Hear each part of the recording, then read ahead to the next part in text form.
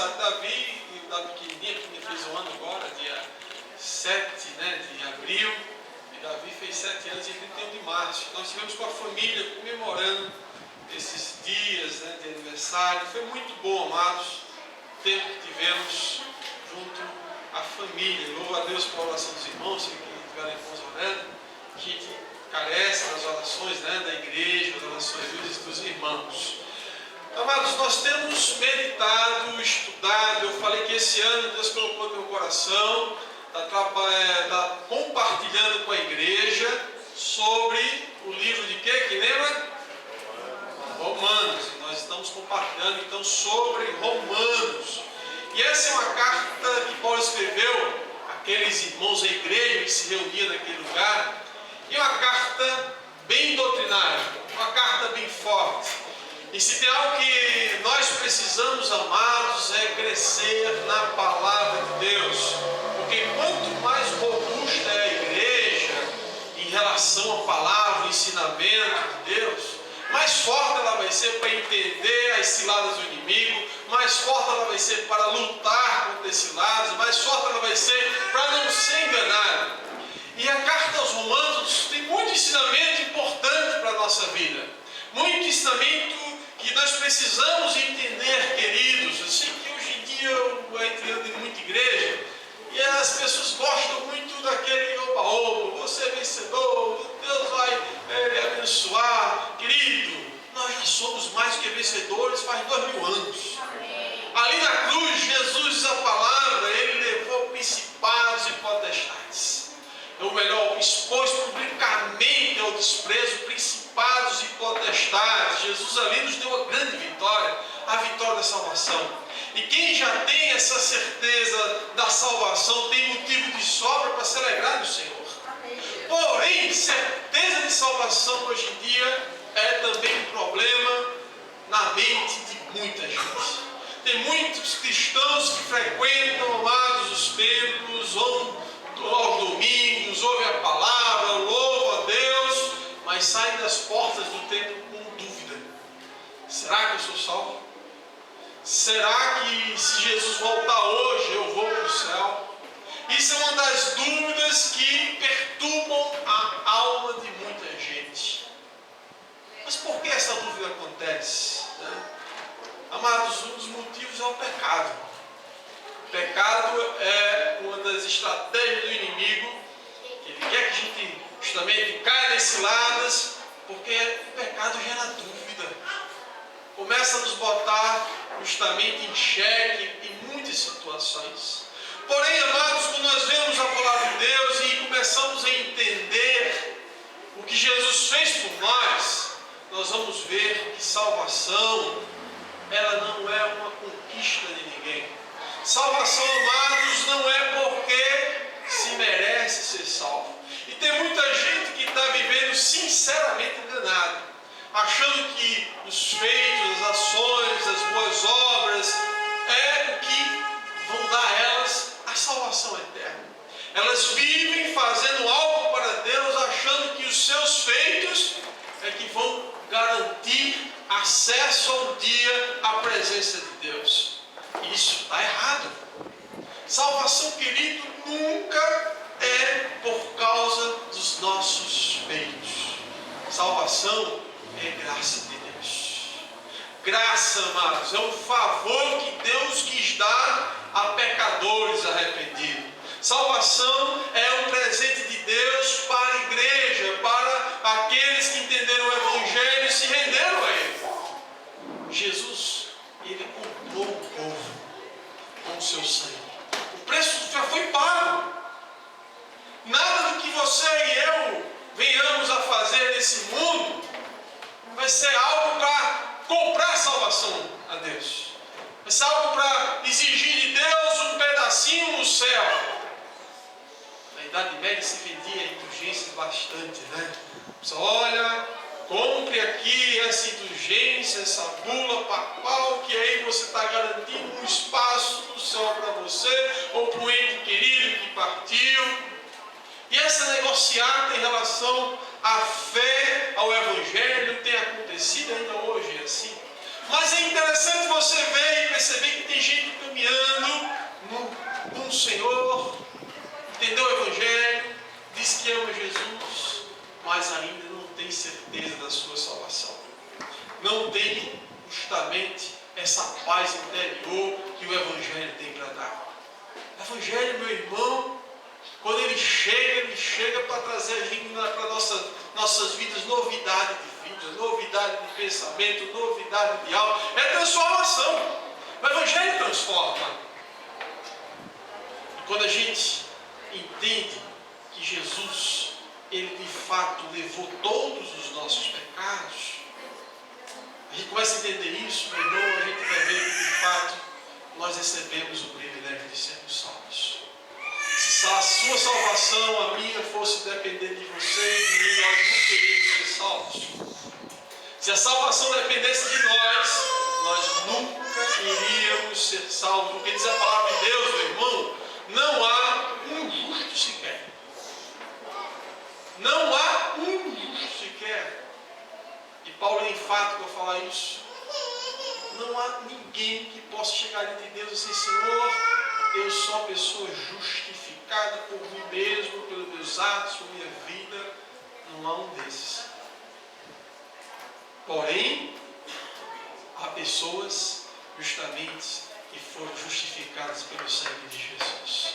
Se você, amado, entregou a sua vida a Jesus, viva com a certeza justamente que você é um filho de Deus. Não é será, não é vai ser. Eu estava lá em João Pessoa, em determinado local, conversando com um homem bastante assim, daqueles homens bastante piedosos, que gostam de ajudar o próximo.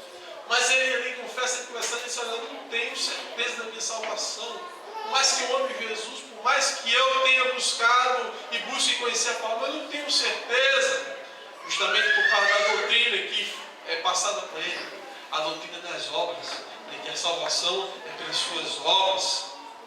E ele pensava assim, ele falou: não, salvação não é pelas suas obras, não. As obras, amados, elas devem ser uma expressão de gratidão a Deus pelo privilégio que Ele nos deu de sermos filhos dele, de sermos agora família do Senhor, termos uma herança eterna. As obras, elas são consequências de uma pessoa que foi salva. E dentro desse contexto, eu estou falando tudo isso porque tudo isso tem a ver com o que a gente vai compartilhar hoje em Romanos. E você vai abrir sua Bíblia lá no livro de Romanos, capítulo de número 2, versículo de número 7.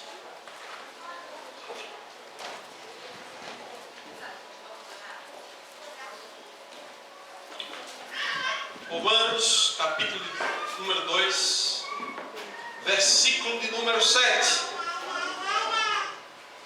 E diz assim a palavra de Deus: a vida eterna aos que, perseverando em fazer o bem, procuram glória, honra e incorruptibilidade. Vamos repetir junto comigo? A vida eterna aos que, perseverando em fazer o bem, procuram glória, honra e incorruptibilidade. Amém. Poder sentar, queridos. Amados, esse texto aqui nos fala sobre o perfil dos herdeiros da vida eterna. Se você entregou a vida a Jesus, sabe que você tem uma herança. Todo servo de Deus tem uma herança para receber. Amados, quando nós um dia formos estar diante de Deus, a Bíblia fala que todos os seres humanos vão ser julgados. Porém, o que muita gente não sabe é que existem dois tipos de julgamentos. Tem um julgamento para aqueles que não receberam Jesus como Senhor e Salvador das suas vidas. Um julgamento justamente para ver aquele que não teve compromisso com Deus, para mostrar a ele na verdade, porque ele não vai ter vida eterna, vai ser julgado. Mas tem um julgamento dos servos de Deus. São dois tribunais. Um dos servos de Deus é o julgamento das obras, para a gente ser recompensado. Jesus Cristo falou assim: olha, não se preocupe em juntar tesouro no céu, onde é traço, ferrugem e corrói. Busque juntar tesouro onde? No céu. Onde nem a traça, nem o ferrugem, nem ladrão rouba. O tesouro no céu, meu irmão, Jesus falou, ora, se eu posso juntar no céu, significa que vou ter uma herança para receber. E herança é para filho. Só quem vai ter herança é filho. Então, os servos de Deus vão passar por esse julgamento, o julgamento das obras, porque vai ter gente lá também que não vai receber nada, vai ser salvo. É como Paulo diz, vai ser salvo como que pelo fogo, assim, de última hora escapou por um fiasco. Tipo quem? O ladrão da cruz, que é um grande exemplo para a vida da gente, né? Morreu salvo. Naquele último instante da vida, ele teve o privilégio de entregar a vida a Jesus, reconhecer que Jesus era o Rei, o Messias. E eles falaram, estará o quê? Comigo no paraíso. Morreu salvo, certeza de salvação. Porém, ele vai passar pelo julgamento agora das boas obras. E o fato, queridos, que ele não vai ter muitas obras, né, para receber muito galardão por causa que viveu uma vida em prol do Evangelho, em prol do Senhor, buscando honrar o Senhor. Já você tem a oportunidade de ouvir o Evangelho, se comprometer com o Evangelho e buscar levar a sério as palavras de Deus, plantando as sementes de Deus e colhendo aqui na vida aquilo que Deus tem para você, mas ainda aquilo que vai ser revelado. Você tem a oportunidade de viver nesse mundo, meus irmãos, plantando as sementes de Deus para colher na eternidade.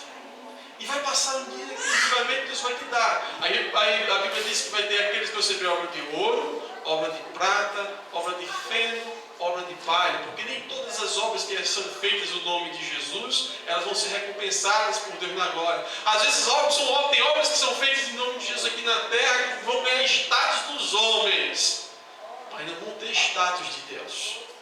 Então a gente tem que pastor, quais são as obras que eu posso fazer que elas vão me dar na eternidade direito a receber galardão de ouro, galardão de prata.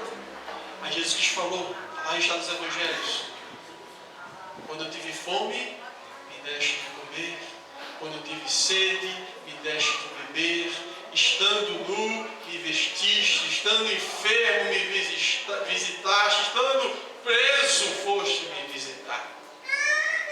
E eles falam, em verdade vos digo, quando fizeste a um destes meus pequeninos irmãos, a mim me fizestes. Aí eu abro um parênteses aqui importante. Às vezes a gente generaliza esse texto, queridos, e acha assim, que o fato de estar ajudando os pobres, necessitados, a gente está fazendo para Deus. E a grande verdade, queridos, que esse texto está falando de pequeninos irmãos. Se você ler o texto, tem essa palavra, irmãos. E significa que se trata de família de Deus. Existem dois públicos, queridos. Existe o público dos pobres, dos enfermos, dos necessitados, que não são nossos irmãos, que precisam ouvir o Evangelho para se render a esse Evangelho, passar a ser família de Deus. E tem o público dos pobres, dos enfermos, dos necessitados, que são família. Povo de Deus, que reconheceu Jesus como Senhor e Salvador. Esses são nossos irmãos. Esses dois públicos é importante saber para você não pensar que você está aí ajudando todo mundo. Você olha, é o meu irmão em Cristo. Opa, calma. Só é meu irmão em Cristo se já se rendeu ao Evangelho. Se tem Jesus como Senhor e Salvador da vida dele. Um dia desse estava lá em São Paulo, ali passando a Bandeirantes, perto lá do aeroporto de Congonhas. Ele para num sinal, aí tem uma pessoa, um homem veio lá pedindo justamente esmola e tal, todo mal filho. E aí eu fui e dei uma moedinha para ele, mas eu fiz uma pergunta: você já entregou a sua vida a Jesus? O cara deu um pulo para trás. Que história é essa de Jesus? Isso é papo furado? Negócio de Jesus é conversa. Sai dessa, meu. E eu olhei para mim, sai dessa aí. Eu olhei para a vida dele, para ele assim, fico olhando, meu Deus, está explicado. Porque tem tanta gente assim, nesse estado, mendigando, né, vivendo essa, porque não tomou posição dentro de ti. Então, meu querido, uma pessoa como essa, ela não é meu irmão em Cristo. É uma pessoa que eu tenho que falar que, dependendo de vós, faço bem para todo mundo. É nosso dever fazer o bem para todo mundo. Não importa a placa, a bandeira, não interessa, faz o bem. Mas Paulo fala, principalmente, primeiramente, aos da família, aos da fé. Certo? Então é importante entender, quando a gente está falando daquele texto ali, ele está falando de povo de Deus. pessoas enfermas do povo de Deus que você visita, é bênção, Jesus está sendo abençoado. E Jesus fala até dos presos. Eu tive preso e fosse me visitar. Esse preso que ele está falando lá no texto, eram os presos em prol do Evangelho naquela época, no contexto de Jesus ali. Tinha cristãos, tinha gente que estava sendo presa. Pedro foi vendo em Atos dos Apóstolos vários casos de povo de Deus sendo preso por causa da palavra de Deus. Ia para os presídios. Paulo foi um dos. De vez em quando Paulo recebia visita lá no presídio. Esses presos, queridos, não o cara que estuprou, que assassinou. Esse Jesus está chamando esses de irmãos. Esses precisam do Evangelho para se tornar irmão. E glória a Deus pelos irmãos que estão nos presídios pregando. Tem muita gente que está lá dentro se convertendo, passando a ser família de Jesus lá dentro dos presídios. Com esse jeito assim, já estive visitando gente assim. Mas a gente tem que entender essas duas coisas, para que a gente possa entender o nosso papel como igreja no mundo, entender o privilégio que é servir a Deus. Caso contrário, nós vamos transformar o Evangelho simplesmente em ação social. E isso é um grande perigo que muitos grupos, eu conheço muito na universidade, muita gente assim, que pensa que a primeira coisa do Evangelho é você fazer social. A primeira coisa do Evangelho é falar de Jesus. Tem uma história muito triste acontecendo, meu irmão, que às vezes você escuta nas igrejas, as pessoas falam assim: olha, você não precisa falar de Jesus para as pessoas, basta você pregar com o seu testemunho, com suas ações. Cuidado com isso. Nós somos chamados para abrir a boca e falar que Jesus é o Senhor, Jesus é o Salvador, Jesus é o Rei dos Reis, não há ninguém como Ele, a Ele a honra, a glória e o louvor. Nós somos chamados para falar, Jesus falou: e pregai o Evangelho a toda criatura. É pregar. Testemunho é o segundo passo, tem que acompanhar. A obra social vem em segundo lugar também. Mas, meu irmão, o evangelizar, o testemunhar, o fazer missões, o falar de Jesus, mostrar o caminho da salvação, nós não podemos nos calar. Então, muito cuidado com essa história de se torne um agente secreto de Deus onde você está. Cuidado com isso, porque isso aí não é coisa de Deus.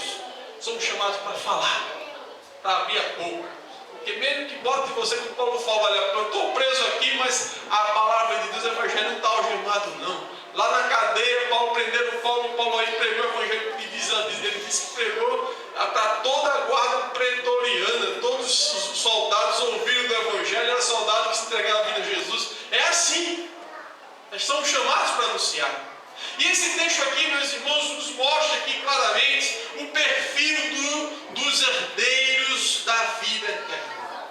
Se você entregou a vida a Jesus, significa que você agora é um servo de Deus, um filho de Deus. E esse título de filho não é para todo mundo, é para quem se rendeu a Jesus.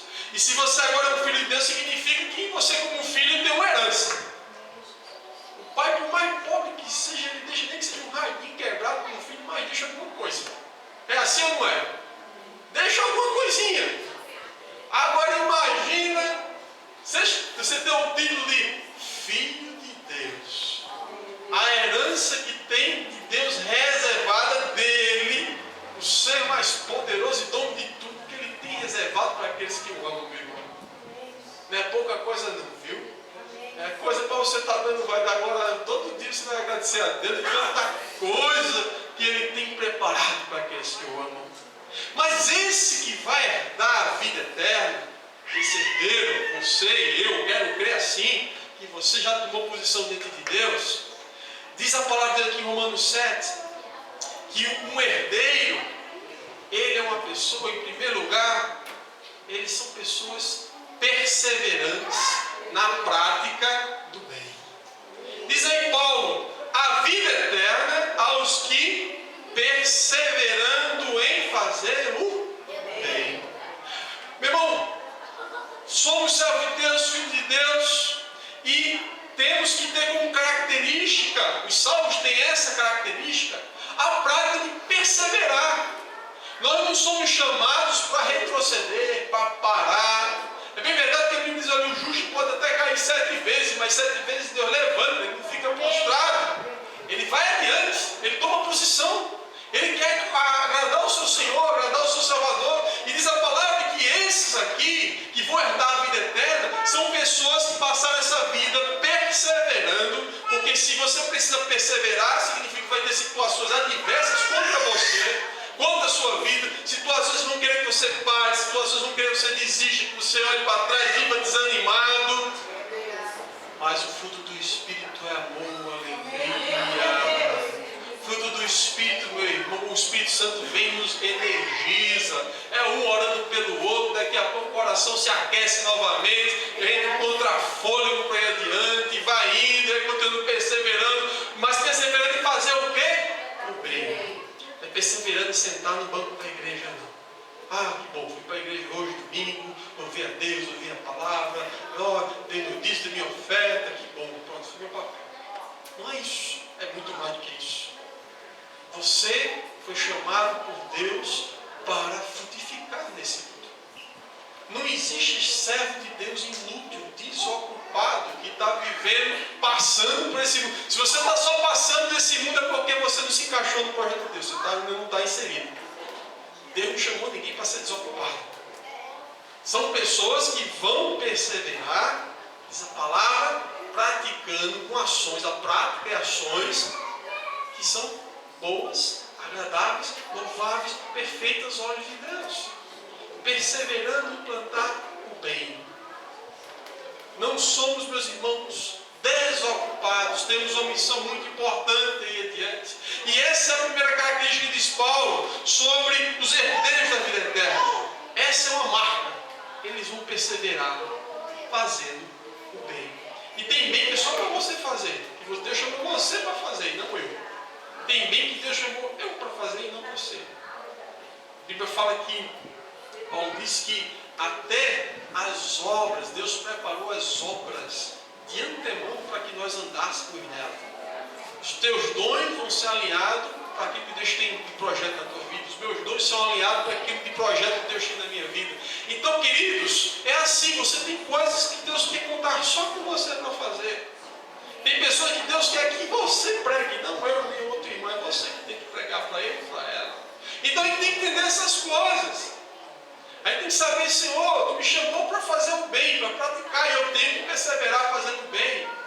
E a Bíblia diz que aqueles que perseveram fazendo o bem, no tempo certo, vão colher se não desanimar, se não parar. Então tem que perseverar, perseverar, perseverar, perseverar. Mas o Senhor faz um ano que eu estou perseverando, fazendo bem em relação ao meu marido, eu só recebo dele patada, escanteio. Persevera fazendo bem. Vai chegar o momento que Deus vai transformar. A Bíblia fala em Pedro, meus irmãos, que a gente ganha o marido, sabe como? Como a mulher vai ganhar o marido? Falando com ele, né? Abrindo a boca, falar de Jesus, ou Jesus vai te salvar, vai te transformar, doutrinando o marido, né? É assim não. A Bíblia fala lá em Pedro, bem claro, que se a mulher é crente, ela vai ganhar o marido para Jesus só com o seu bom proceder. Só com testemunho, só fazendo bem, fazendo aquilo que Deus quer. Aí Deus usa o exemplo dela